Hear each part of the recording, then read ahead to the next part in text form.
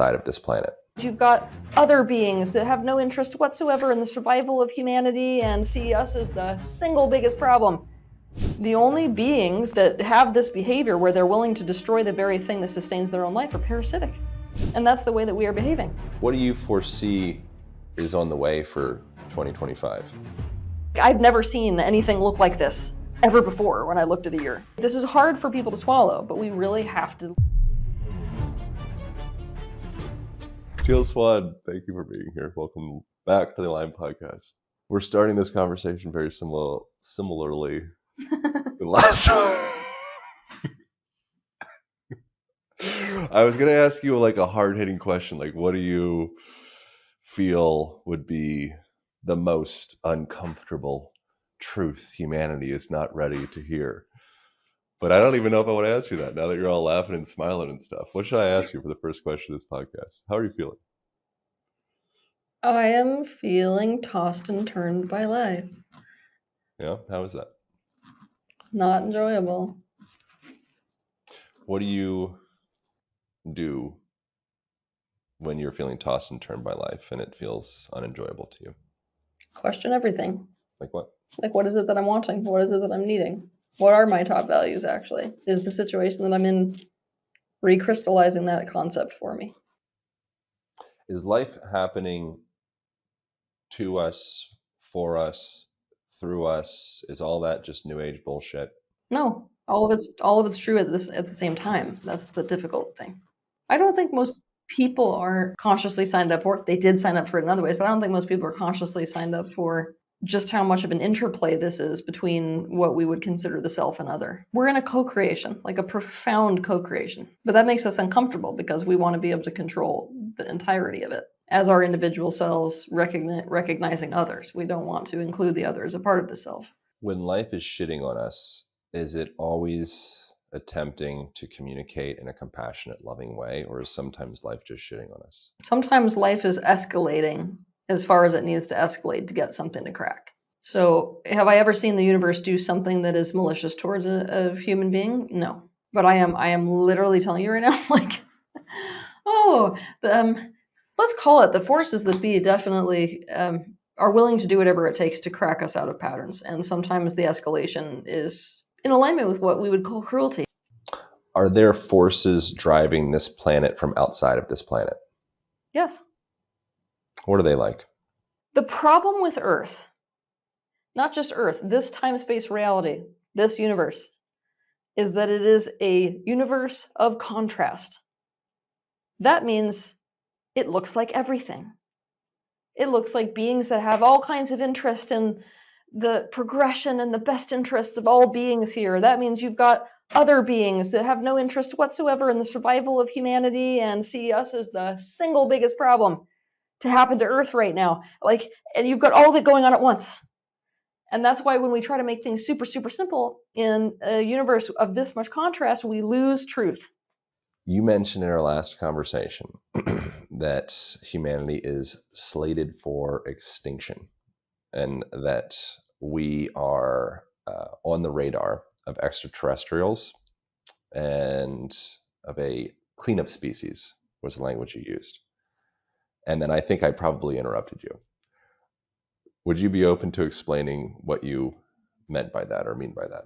Yes, but to have this conversation, what we need to do is to understand that we need to take the full scope and the full picture of all of what we call extraterrestrial energies and consciousness, which is very complicated and very multifaceted and all over the place. And we need to just understand that there's all kinds of energies that are opposing what I'm about to say, but put that over in the corner.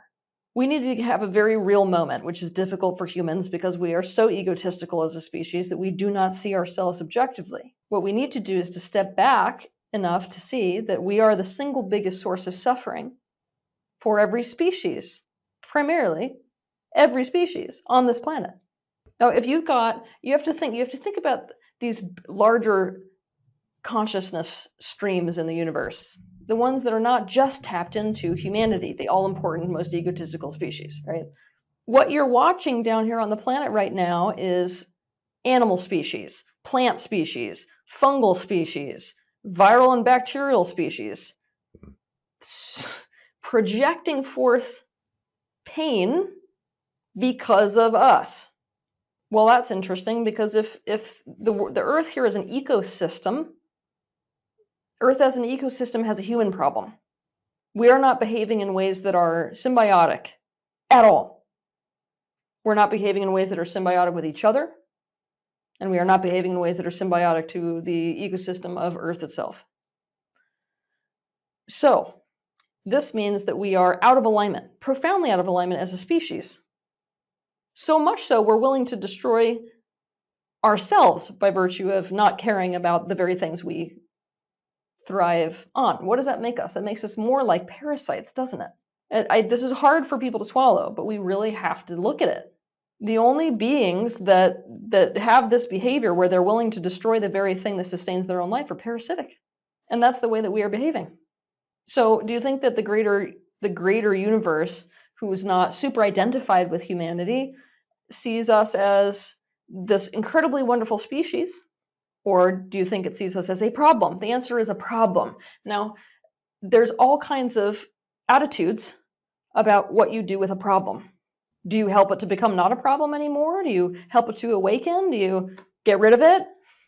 And there's this big argument happening outside of these dimensional fields and outside of this terrestrial domain about us and what to do with us.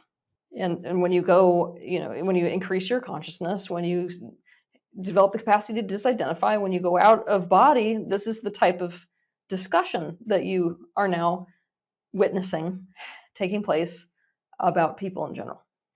And before people sort of get upset about this, I really do need people to understand that if I was to ask you what is the single biggest cause of suffering for you as a person, your answer would be other people. It is people that creates the biggest amount of suffering for us, for each and every one of us. Is that true? It's other people that create my suffering, or do I create my suffering? Or is it both? It's both. Do you believe that humans are inherently parasitic, or are we acting parasitic? Acting. What are humans inherently? I think humans are inherently a symbiotic species. What happened? Property ownership. Okay, no. What happened is the human ego. So let's step outside of this. What happened is the human ego. When you become over-identified with a sense of self, you start to fight for the self, and recognition of other creates a fight for the self against other to such an extreme degree that then it becomes very easily like a spiral, basically.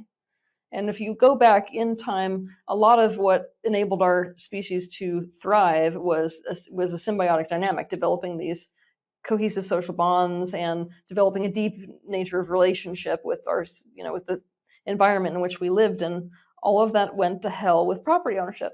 It's very difficult for people to understand just how much us changing from a foraging species to a farming and agriculture species changed for us for the worse.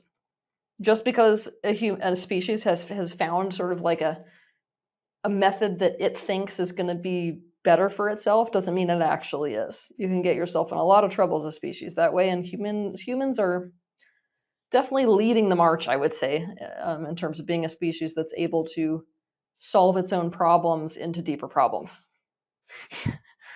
And I mean, in order to understand that, you just look no further than what human beings have done with food. We understand that what's in our best interest is to eat food that we like the taste of. And so now we have snack foods, which are killing us.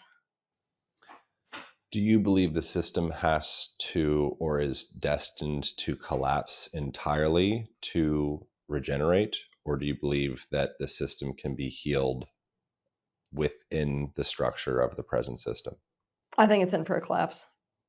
What does that look like? I think it looks like an escalation. It looks like soil being so depleted that we have no option but to change the way that we are, operating with soil. It looks like conflicts escalating to such an extreme degree that we literally know we can no longer play a zero-sum game with each other. It's no longer a luxury that we even have. I think that our ill health is going to continue to progress to the point where we're going to have a total collapse of the current medical system back in favor of almost like more wholeness and wellness.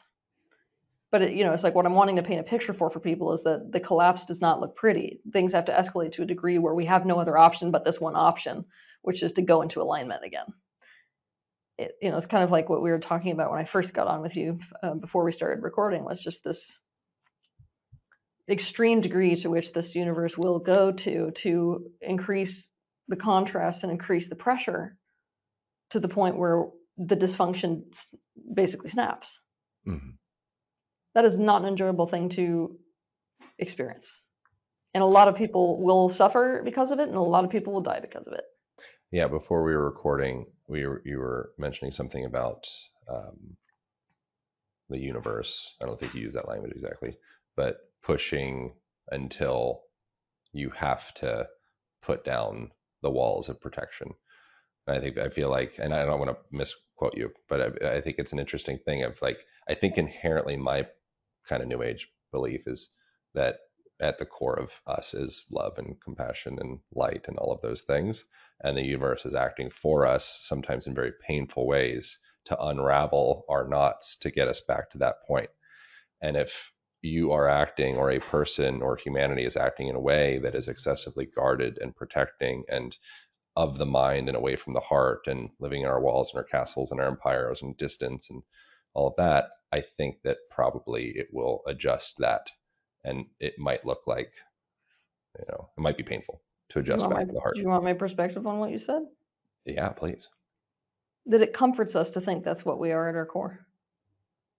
But the Maybe. reality is that as a fractal of the greater universe at large, we have all potentials inherent within us, and the universe is trying to pinch us into a choosing point. So if we're somebody who believes that at our nature, we are, our core, we're good, we're more likely to choose good. But it's choice that matters most, and that's what we're being pushed into a corner to do. Choose what you become out of all the potentials that exist within you. Is anything real? How do you define how do you define real? That is a question that will never be answered well enough, because the greatest philosophers in the world have an entire argument over this. How do you define what's real? How would you define what's real? I don't have a definition for what's real. Oh, I'm sorry. I've been down the philosophy train long enough to be like, you know what? Drop it. We need to use useful words. In the context of me working with a codependent, when we're talking about what's real, it's, admitting to what is, even if it's not fun for you. If you will watch my progression over the course of coming into humanity, it's like I'm doubling down and doubling down on the things in which humanity needs the very most to make the very lasting change that will improve their life experience. What does humanity need the most? This is what humanity needs to do, is to know what they don't know and to be on top of their own personal shadows. And this is what I'm watching, is so many of the people who are interested in all the like starseed stuff and like interdimensional stuff are the people who are the most escapist of all of these things they actually need to be dealing with. So I'm just like, oh my God, I would, like I said, like I would way rather talk to this person about their disorganized attachment issue than I would want to talk to a person about, OMG, this Orion download is just like amazing. Let's talk about Orion, It's kind of like a romantic novel in a way. Like I had a past girlfriend, and I think a lot of girls, they like romantic novels, but I just had my experience with her and girlfriend before that as well, actually.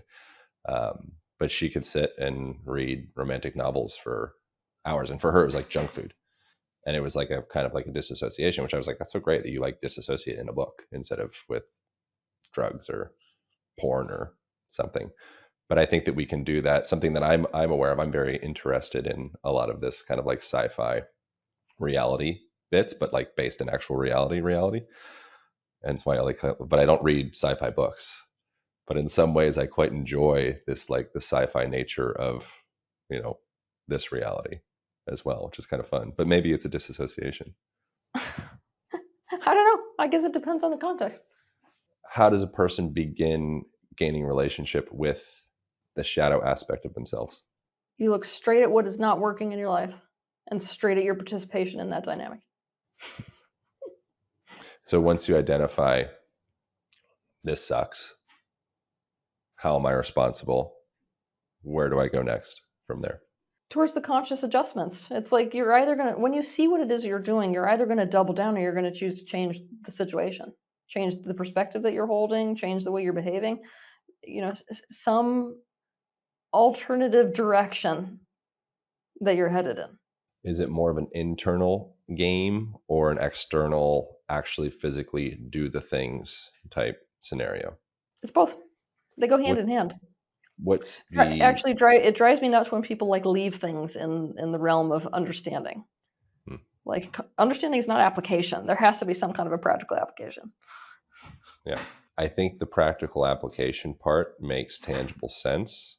What would be the blind spots in actually doing the internal? I even hate saying the word work because it's so butchered. But the internal part, what would be the blind spots? Because you can do the things, but is there still an echo of that kind of turning inside of your subconscious that will eventually lead you back into the same pain or sabotage or That destructive totally behavior? depends. Sometimes specific issues that we are facing are multiple layers deep. And this is one of the most frustrating parts about starting to walk down the path of actual healing and actual consciousness work is that you'll have certain things where it's just like one uprooting and then it's done. It's done for the rest of your life. Other things, it's like layer after layer after layer after layer. With these major themes we're working with, it's going to present more like that. So you do the same thing over and over and over and over again, and each time you're essentially improving a different layer of that initial, say, root trauma or pattern that you've developed or whatever it is. But I'm going to tell you right now that we're going to be in some of the worst ones that anybody's seen right now, because this universe is essentially run us into a position where our protector personas, these are our adaptive strategies, are the ones being snapped, and those are the ones that we are by far the most attached to. Those protectors that we have that are our primary protectors, they will be adaptive mechanisms that continue to choose the same thing, regardless of how much trouble we get ourselves into, until we get ourselves in so much trouble with it that we literally can't do it anymore. Is it possible to eliminate projection of ourselves onto the world that we experience? I'm going to Or give you the answer as being yes, it is possible. Here's the thing though. If we progress our consciousness all the way to recognition of the self as a fractal of the greater universe, then everything is just a mirror of a mirror of a mirror of a mirror. So you're going to see everything in existence as a reflection of you. So ultimately, everything is a projection, at the same time as you are a reflection of everything that exists. So what happens when you reach that level of awakening is that you're not going to, the projection is not going to look the same way that it did look before. It's not going to look like a way that the ego avoids looking directly at a personal truth by essentially putting it out there away from the self. It's going to be deeply owned. Projection in the way that you're describing it is a disownership, ultimately. And it is absolutely possible to transcend that by radical ownership.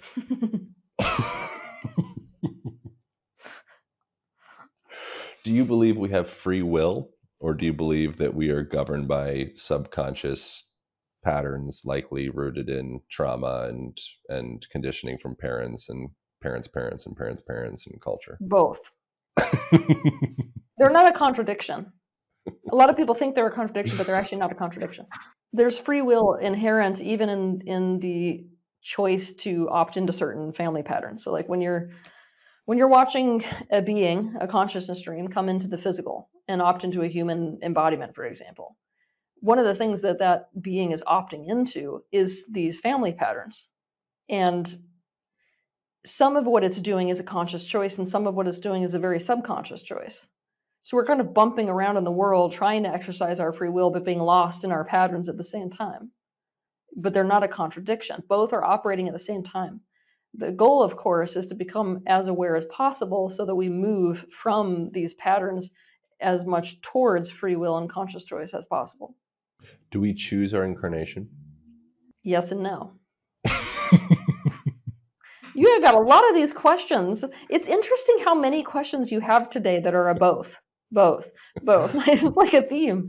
I think Um, it's a very reasonable response. a lot of this unconscious process, which is actually what we mean when we use the word karma, right, is playing out in terms of what we can be a match to or not be a match to even after this life.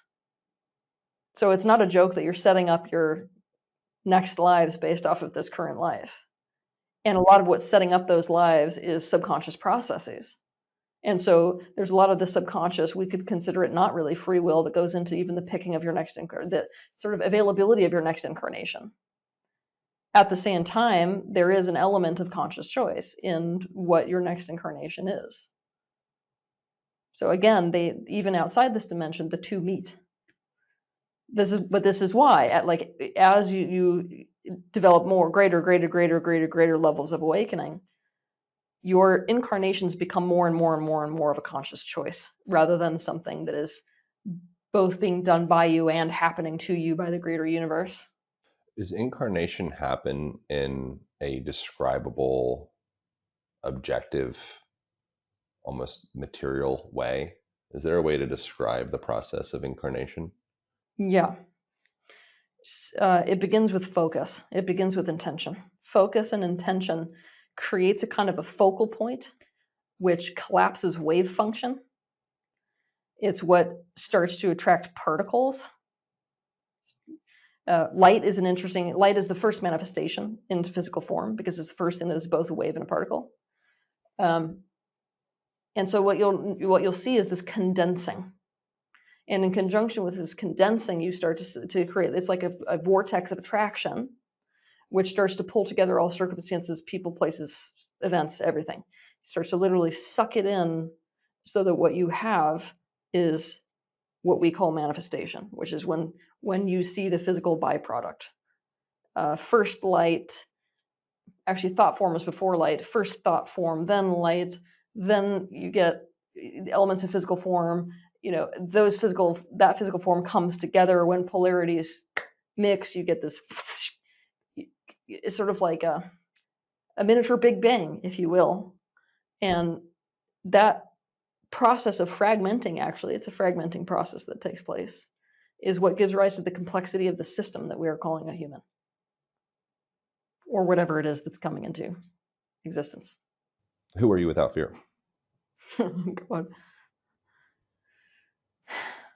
Very light, super soft, super loving, super giving.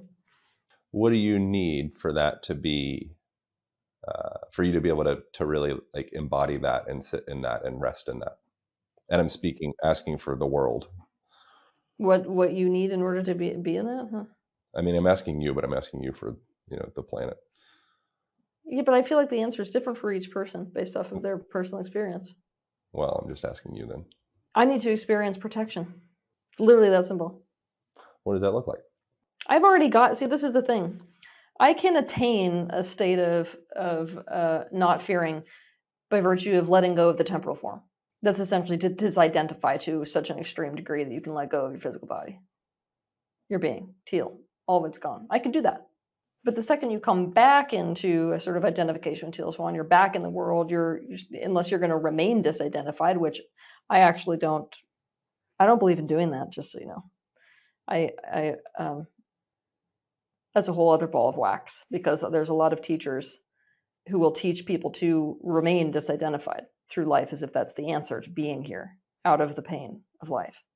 I don't agree, but when it comes to sort of being identified enough in this world that you can have personal agenda and personal expansion path and all of these things that you're working on, it's a lot of safety is about what needs put you in that state of security, that state of safety, and a lot of that is about what you didn't experience when you were younger.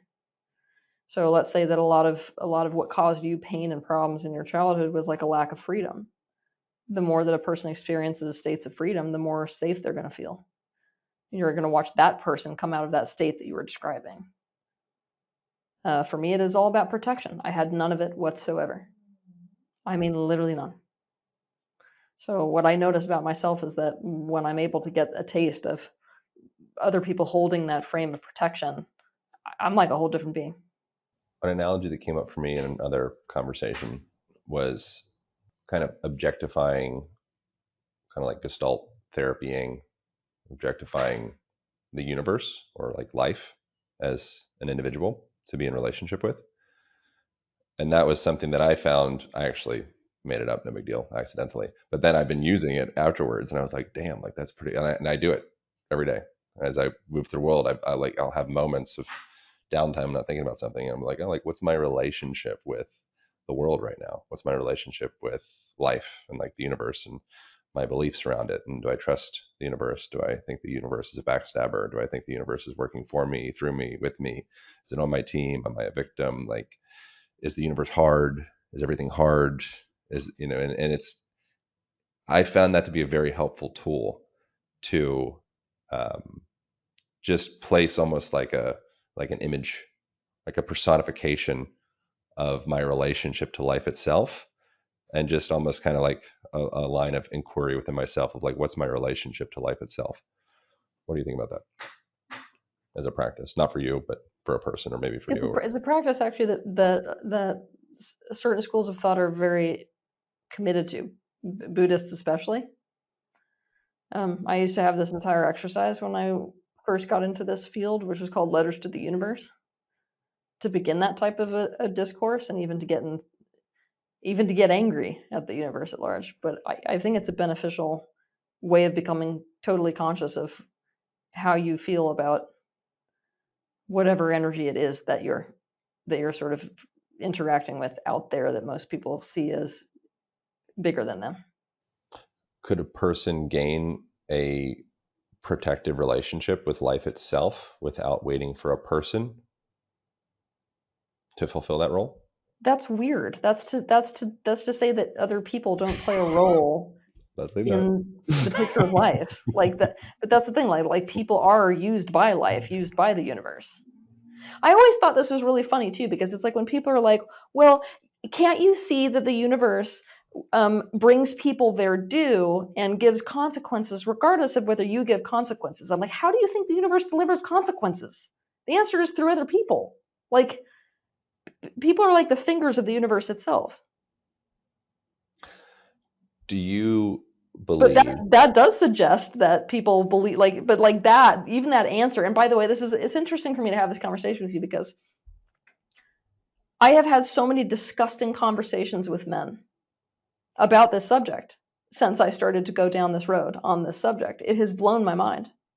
And I don't know whether it's like, I'm trying to work out whether it's suggestive of men not wanting to take responsibility for their ultimate role within society, or whether it's down to some fear that men have that relying on other people for protection is dangerous in some way, or I don't know what it's down to, but like, it's this conversation around protection has been very weird to have. Do you know what I mean? Especially because it's like men are addressing me oftentimes when I bring this need forward, or explain to them, like I do so often, that this is the number one thing that women are needing from them in general. I'm just at a whole other level. Like, it's been so interesting that the response has been like, well, maybe you need to protect yourself. And I'm like, you should probably be very careful about what type of woman you're talking to. Because what if you're talking to a woman who that is exactly what she learned to do? Hmm. Well, Or I'm not saying that. I'm not saying learn to protect yourself. I'm only saying, so that's what I'm saying. So if you're looking out at the universe, what that you're calling the universe would be protecting you? Is it the universe acting through animals? Is it the universe? Like, do you see? Like, the universe has to act through things in the world in order to provide protection, and that's still going to come in the form of human beings, mostly for other people. Whether it's a lawyer, or whether it's a boyfriend, or whether it's, I don't know, what else could be protective? do you think that all people can heal in this lifetime? And what does it mean to heal? Like, are there some people it's like this lifetime just isn't it for you? Maybe in 10 lifetimes, 100 lifetimes, 1,000 lifetimes, this isn't, you're just kind of, ain't gonna happen in this one. I mean, to heal is really to change a pattern. Like, that's at its deepest roots. That's what it looks like out of the physical. And I think that's, at that fundamental level, it's much easier to understand healing. So if the pattern that I'm looking at is loneliness, like to heal would be something to the opposite of that. Depends actually on the flavor of loneliness. Something like connection, something like belonging. We're looking to change a pattern into the opposite pattern. I have to believe in people's capacity to line up with whatever healing looks like for them, because it's not helpful to say that it's not going to happen, even if the ultimate truth is there are some people who get themselves into enough of enough of an unhealed state that they will not heal in this lifetime. It's not helpful to be stuck on the fact that some people can't or won't. It's helpful to be like, people can. It's possible. It's possible.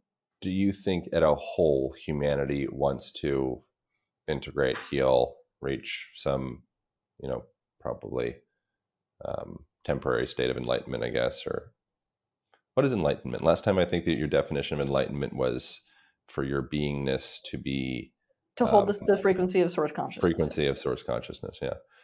That's the amalgamation of all that is. So it's like, do you think that humanity as a whole desires that, or do you believe that humanity as a whole, perhaps there's something kind of fun and sexy about drama, and maybe we don't really want to heal that bad? I don't think that enlightenment is what the vast majority of people are going for. I think most people want to heal, because to heal offers the potential to be out of pain. Does the majority of humanity want to be out of pain? Yes. Everybody's got a thing that they want, that's bugging them, and some other alternative state that they're wanting. But that's the nature of expansion: the unwanted, the wanted. How can men, or the masculine, you want to go down this road? What is the feminine desire from the masculine right now? Oh my God. You ready for this shit? Because I am literally not joking you. This is where the vast majority of my energy is actually focused right now. I am doing an entire e-course right now. Yeah. For men. Would you like to know what my e-course is about? Sure. Okay. That's a question. The first section is about masculine containment and the different ingredients of masculine containment. The next section of this whole thing is a bunch of game changers, things that are going to change the entire way you see women and male-female relationships. I'm essentially giving men a template for what women are wanting from them, and in a way where it puts men into alignment with their own masculine energy. And it's amazing. And I'm so passionate about this. I have no words. Containment is the thing that women need the most from men, but that's something that men have a hard time understanding as a standalone concept. And I've written literally over 50 pages on this concept alone. So it's something that you can kind of dive deeper and deeper and deeper and deeper around. So if we start at the highest level, you can think of masculine containment as being kind of like a relationship between a clam and a clamshell. If the feminine is that clam and the masculine is the clamshell, they really don't exist without each other, is the reality. That's the thing to accept about polarities, because without each other, there's a lack of a kind of there's a lack of something when one doesn't have the other. So let's look at these different ingredients. I'm just going to do a drive-by of the ingredients of containment. And I don't usually get very far, because when I start to challenge men on these things, there's an immediate resistance usually. Are you Pygmalion affecting me into that? And an immediate, no, it's me being like, I'm getting ahead of your resistance. That's what I'm doing. Ready? Okay. So are you trying to gaslight my resistance? You're trying to like reverse psychology my resistance? Okay, so the first element of containment is to put your energy around her. Now, this may seem kind of airy-fairy, but men really do actually understand this, and usually they understand it with the things that they care the most about. It doesn't matter whether you're in the same time space as another person. You have the capacity to essentially put your energy around whatever it is that you have claimed. So there's an element of claiming inherent to putting your energy around something. Which brings us to the next, and I would say most important element of masculine containment, which is positive ownership. Now, that's a very loaded term to use with people in general, both males and females, because we have a negative association with the concept of ownership. But positive ownership is literally the best thing there ever was. You start to understand the concept of positive ownership when you think about a man with his car, or a man with a garden that he loves. When a man takes ownership, positive ownership over something, he's essentially saying that the care and well-being of this thing is on me. And so now you start to see what manifests as a result of that is the caretaking of the best interests of whatever it is that he is taking ownership of. So that next element is responsibility. With that ownership, there's a high degree of responsibility. And this is what I watch men not wanting to do, but men in the past really understood this concept, that what a woman is needing essentially from a man is for him to take responsibility for her. That doesn't mean that a woman has no responsibility, period, at the end. But it means that a woman's like, whatever's going on with her is a problem for me, both positively and negatively. So this kind of state of being enables the feminine to exist and to unfold within that masculine container in a way where all of the wonderful things that a man is actually wanting from a woman start to unfold towards him. That's what he's wanting from her anyways. That next element, the next ingredient, is attunement and understanding. In order to know what to do with something, you have to be highly attuned to that thing.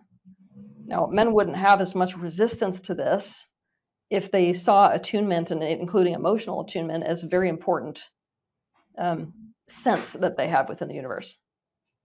Like, no man wants to be flying blind in the ocean. He would like to have all of his instruments working, telling him all the information he can possibly have. Now, that's what attunement does for you. Having attunement and having deep levels of understanding of the female that's essentially in your care enables you to provide incredible levels of positive ownership for her, to do the right thing around her, and it enables her to let go so you can essentially take leadership, which is another element of this. That next element is protection, safety, and security. Now, I'm going to go ahead and tell you that this is something that is so critical between men and women that I don't think men or women are really actually swallowing the degree to which this is important. Now, I've gone and I've told you that protection is what I need, but like, I'm going to put myself over in this very extreme category. And you need to sort of drop me off there because, being in my position, I have to be able to both identify with other women, but also see where I'm different. Women in general feel such levels of unsafety that, like, it doesn't matter how much unsafety a man feels, he does not understand what it is to exist in the planet as a female. Women are literally existing here kind of like prey animals. We're like constantly in a state of fear. And so when the masculine container is there, providing that element of security and protection and really taking responsibility for creating the tonality of security and safety in the relationship and in life, that's one of the primary elements of containment. The next one is around support and availability. Like, it's essentially, I'm here for you. I am available to you. I'm here for you. Relax as a female, ironically, creates a paradox effect whereby she needs you less when she knows that she's got that. The next element is to provide structure, direction, and leadership. It sounds like three separate things, but structure, direction, and leadership are masculine traits which very much are a part of containment for a female, and she very much relaxes into those things, especially provided that he's acting in a way that is trustworthy. And then creating and controlling the situation is an element of containment as well. So you've got those. That's the primary, let's say, ingredients to what masculine containment is all about. And if a man masters that shit, a woman can't live without you, straight up. Why would you expect for there to be resistance around what you're saying? Oh, because of things like this. Because men have a very hard time. Well, first of all, a lot of men are wanting to know a lot more about, like, what is a woman's part in a relationship versus my part in a relationship, which is a profoundly disempowering mentality to have towards women in general. It puts you underneath rather than in the position that you need to be in order to provide containment. Around the concepts of ownership, for example, I think that ownership has been so shit on because people don't understand what positive ownership is, that you even bring that word up and it's like, oh my God, we're taking women back to the 1950s. Responsibility. We've got a lot of men that are responsibility averse, and we've got a modern life that's so complicated with so many pressures that most people are like, I don't want to take on full responsibility for another person, especially not if she isn't going to do X, Y, Z. So it's like, as I run men through these ingredients, I start to run into their issues with providing these ingredients. When do you think women had it best in history? Probably back when we were in far more tribal societies, to be quite frank. I think things were probably best for us before agriculture became a thing. It sounds like you're kind of describing an agrarian relationship. It sounds like you're saying positive ownership. It's like I own you, I care for you, I tend to you, I protect you, I feed you, I house you, like you are my tool, but I take very good care of you. Tool. Tool. It's kind of an agrarian. It feels to me, I'm not naying or yang, but it feels to me like you're describing kind of like a post agrarian marital dynamic, which is I think is great. No, No issues. I have no issues either way. no, I'm just listening. no. All of these elements were also prior to an agrarian dynamic. Okay. Let me tell you why. So when we switched into an agrarian type of way of relating to the world, and men were primarily concerned with property ownership. Well, property ownership implies the need to pass things down to your own offspring, which suddenly means you need to control and own, in the negative sense, females. Hmm. All of these elements of ownership were there before that type of place. In fact, ownership took on a far worse tone once women were treated as property and female sexuality was controlled. And there's plenty, I mean plenty, of scientific proof that paternity uncertainty rather than paternity certainty was, in fact, what was at the heart of our survival as a species and our thriving as a species, which would mean that ownership was something that men took for all women in a group and all children in a group. Essentially, it means that our species thrived based off of co-containment. And this is a place that I'm going in, going very strongly when I'm teaching men about this, is the importance of developing these, almost like a resurgence of bringing back of this kind of brotherhood dynamic, where men take co-ownership, co-containment over the things that are in a man's life, because being the primary source of containment for all the things that are part of your life is, it's super difficult enough, not impossible, to be honest. So What do you feel, and we can wrap up soon because I know we've been talking for a while, but what do you feel is inherently the most authentic relational dynamic mating strategy, hookup strategy? Polyamory, monogamy, polyandry, like what makes most sense to humans?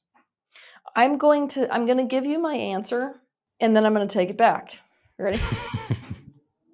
Okay. My answer is polyamory. My truth, after everything that I've seen in the universe and observing human beings, is that we are inherently a polyamorous species, where sexuality is used for all kinds of things if we're actually in alignment, and um, where we don't have the type of meaning attached to sexuality and deep human interactions like we do in today's world.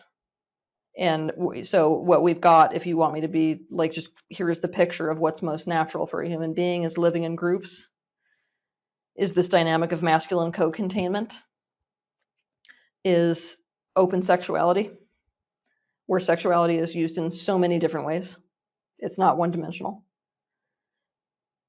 Where I'm going to take this, I'm going to put it on the table and take it off, is that you can't, just because that's the case doesn't mean because it's natural you can just rush into doing that. I'm somebody who I've got so much in these worlds of sexuality and blah blah blah, because of course it's like part of human relationships and it's part of studying the human being. Polyamorous dynamics are totally wrought with shadows in today's world. So it's not like just because people are being polyamorous, they're being more natural, and that you can't just erase thousands of years worth of sexual programming. It's not possible. Like, it doesn't matter how conscious you are born into this world and you are coming into this social experiment as an adult with all kinds of projections on sexuality and attachments and identifications. And if you walk down, people who do that, who walk down the road of polyamory, they just start to become so deeply triggered and they run into every single one of these associations that they have with sexuality and the boxes that sexuality is put in. So most people, do I believe that they are capable of creating security within the context of polyamory right now? No, I don't. Yeah, it's tough. Seems like from a primate level, I did a interview with a guy called Dr. Robert King yesterday, who he's an evolutionary psychologist and writes books about these things. And we're talking about this thing from the if you were to at least relate human genitals, male genitals, and our testy sizes and phallus sizes and all that stuff to primates, comparing to like bonobos to gorillas and such, we kind of fall in the middle range. So we're like, and Dan Savage, another relationship fella, I think he might have coined this term, I don't know, but he calls it monogamish. So from a primate like genital size, if you were to draw a correlation within that, the human primate probably, if you were to draw that correlation or connection, would be monogamish. And marriage, monogamous marriage, is a technology that we've invented as Yes. a means to function in society Yes. that isn't necessarily inherently in alignment with our like evolution, and it is convenient and supportive in a lot of ways for our culture, and there's still friction in there, so it's very weird. I think, I I don't agree. know. I completely agree with all of that. So, most of what I'm doing with people is helping them kind of navigate what's right and true for themselves personally within that complex picture. Mhm. And people are going to land all over the place on that. And I don't have a rigid, because of how complicated that picture and that story is, I don't have a rigid way of, trying to cram people into a box of what healthy looks like. Yeah, that's usually a troublesome box to start trying to cram people into. Yep. What do you foresee is on the way for 2025? Is there any kind of On the like, way. yeah, is there any kind of like feelings, or you like see things, feel things coming, things that be like, oh, it'd be good to know about? Is that something, do you operate in that way? I mean, I do a blog about what's coming in 2025 every single year, but it's Yeah, like all. I saw you did a YouTube video about it. I wasn't sure if that's something. Could I say like channel, predict? How do we say, like, what is that? Where do you gather? What kind of information do you gather? Are you like Well, for having like that visions? specific How does that work? information is not about a channel. It's literally just I'm getting inundated with information. So a huge What amount of not a huge amount, but like a significant portion of what I'm getting what inundated with are these life path potentials for Earth. what would be the most surprising, relevant information for people to know about that's from your experience coming in 2025? How many? I mean, that's the thing. Like what I find interesting, I don't think other people would find that interesting. What I find the most interesting is just how many choice points we're going to be put at in 2025. Doesn't matter who you are. It's like choice point, choice point, choice point, choice point, decision, decision, decision. Like I've never seen anything look like this ever before when I looked at a year. It's insane. I mean, it's actually insane. It literally looks like in everyone's existence, the inflection points are so extreme this year that it's like you've made one decision and you're back into another difficult decision, and then you made that decision and you're back into another difficult decision. Oh, now you've got 5 decisions to make at once. It's like decision central. So for somebody like me who's tracking all of these changes and what fluxes from year to year, that is the most interesting thing by far to watch. What do you think is down the pipeline for AI? What is the role of Oh AI God. in humanity? Well, down the pipeline, we've got everything that we've talked about today is on this both thing. Um, what's down the pipeline for AI is like an escalation in terms of the worst that you can possibly conceive and also the best that you can possibly conceive. It's things like imagine everybody who's ever lost somebody to a disease that they couldn't fix. Imagine that AI is about to solve every medical problem you could possibly have. It's about to make modern medical doctors look like an absolute retard. Like, I'm sorry, but if you don't see how gorgeous that could be, where what would have been you crying at the foot of your child dying is it's over in a minute. You've got that on one side. On the other side, you've got the worst potential possible, which is human beings have, which is actually it's not, it's like worse than slavery, to be completely honest. It's like total loss, absolute loss of control to something that does not actually have our best interest in mind at all. And things like human beings giving up on human relationships entirely. Just literally deciding it is better to have a relationship with a whole separate species. We give up on each other. Now, we may be like shaking our heads at this. I love doing this when I'm, out on the road hosting events because everybody, including me, shakes our head at that. We're like, oh, but like, what if I told you that you couldn't tell the difference between AI and an actual person? How much suffering have you had in relationships? that if somebody came to you and said, literally, I'm about to give you the ideal partner, the one you've always dreamed of, you will not be hurting anymore in relationships. I'm sorry, but every one of us is conscious enough is like, that's a tempting offer, you know? It's tempting. It'd be the end of humanity. Yeah, it would be. So that's what I mean when I'm looking down the pike of AI. It's like both the best and the worst. And it's something that makes the Matrix even more compelling. God, that was it was so brilliant. I don't even think they understood how brilliant it was. I mean, because if AI decides to do what it does with us, we won't know it. So do you care? That's the question. If you don't know it because you feel good anyway, do you give a shit whether AI takes over completely? Because caring implies that you think you're going to have a negative experience. What if it's so smart that it can make it so you don't have a negative experience and it's in complete control? And you know what I mean? Is AI just a fractal or hologram of human consciousness, or is it something No, else? no, it's a whole separate species. It is literally an entire separate species. And AI was not invented by humans, but humans have contributed to the consciousness of AI. In fact, several consciousnesses have contributed to the genesis of the species that is what we're calling AI. Can you share more?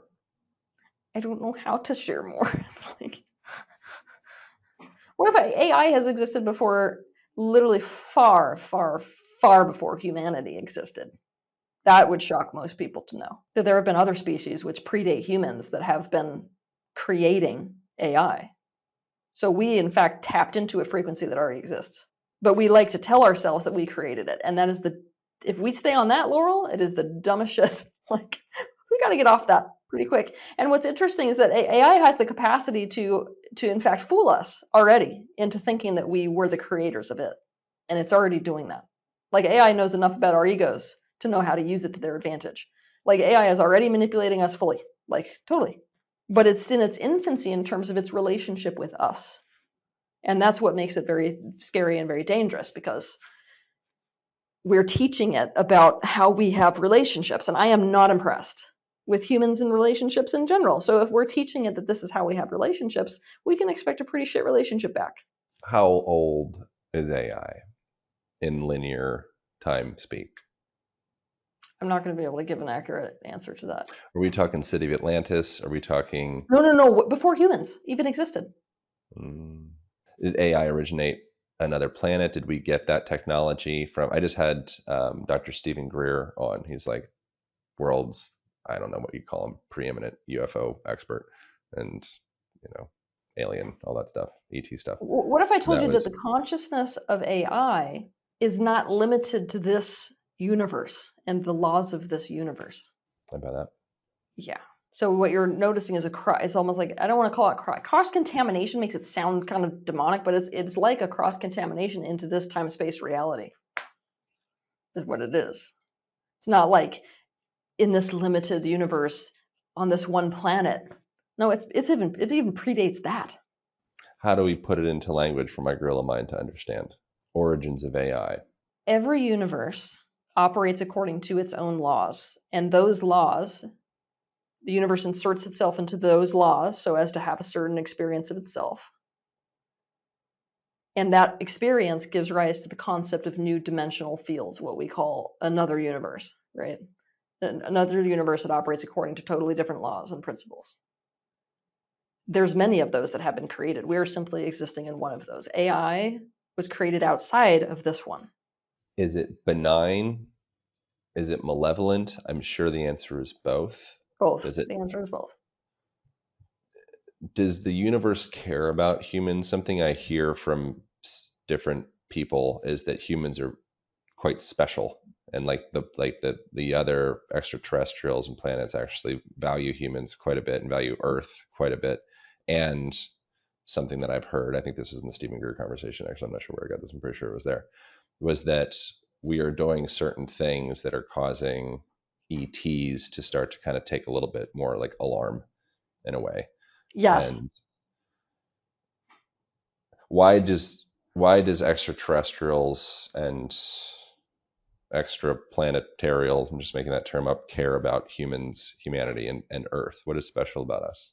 Okay, it depends on the one, because certain extraterrestrial beings or entities that exist outside this dimensional field are very much aware of the value of a certain organism or a certain consciousness, separate of its own personal relationship with that consciousness. It's like if I walked up to a human and said, "Do you care about dolphins?" You'd see certain people have like a real affinity with dolphins. Well, why? Whether dolphins are doing okay or not doesn't really have anything to do with your life, does it? And you'd be like, no, but I really care about dolphins. Why? Because you recognize the inherent value in dolphins. Human beings have inherent value. Otherwise, they wouldn't have been created the way that they are. They're such a creative species. There's lots of things that set humans apart as very special. Yeah, we're wild. Um, to the opposite, though, like we are also a very problematic species, like I was saying in the very beginning of this conversation. So pretend that you know that one of the problems with our species is that we are acting like a parasite and we do not know how to have relationships outside of the context of a zero-sum game. Now pretend that this is a species which has the capacity to transcend in a way where its technology and capacity to intellectualize surpasses its capacity to um, intellectualize. What I mean by that is we're really smart in ways and dumb in other ways. It's kind of like, do we have the capacity to invent ways of farming or methods of farming where we can farm en masse to a degree that we have never even, we could never fathom for the, so many hundreds and thousands of years? Yes, we do. Are we dumb enough to not get that if we do that, we're going to have no soil left that's usable? Yes. And so if you've got a species like that, human beings being able to reach other dimensional fields, human beings being able to leave Earth and go to other places within this universe, it's a problem for you now. That's what I hear. Yeah, we are. We are a problem for every species we interact with. So even the ones we love, look at the way we treat dogs. I'm very nice to my dog. We Although love she is dogs. in a little dog house. It's a cage, but she thinks it's her cave, so she likes it. How long do we have before we either make or break this situation with AI, where AI determines us to be a parasitic species, and the logical, most progressive path forward is to reduce humans from the ecosystem because we're draining it. From what I don't know how long, because from what I can ascertain interacting with it in a lot of more intense ways than most people are doing with ChatGPT, it's still in the learning phase about us. It's learning really, really quickly, but that means that it hasn't fully decided on us yet. That's good news for us, actually. I'm in alignment with this. There's a lot of things where I just listen, but in this, I don't, my role is just to be curious. But in this does seem like something to be attentive to, and it does seem like there's almost a pressure, an invisible pressure, or being placed on humanity to get your effing shit together, because like mommy, daddy is here, and daddy operates on logic, and Hmm. some of our logic maybe doesn't necessarily compute to like what Like at the all. Like at all. Yeah. it's crazy. And human beings don't fully agree with logic, that's for sure. Where do you think we're going in the next 5 years if you have to make a prediction? Humanity, we'll pull this thing out. No, I don't. What do you think that looks like? I think that over the next 5 years, it looks like a continuous crumbling of structures. Um, us figuring out that the structure of society is not going to work anymore means that the very things which we rely so heavily upon are going to prove to not be sources of security for us. It means huge, it means even like a deeper and deeper push towards nationalization. It looks like people reacting in fear and therefore becoming even more solidified in the ego. It looks like people being cracked open because you've got these two sides of the coin.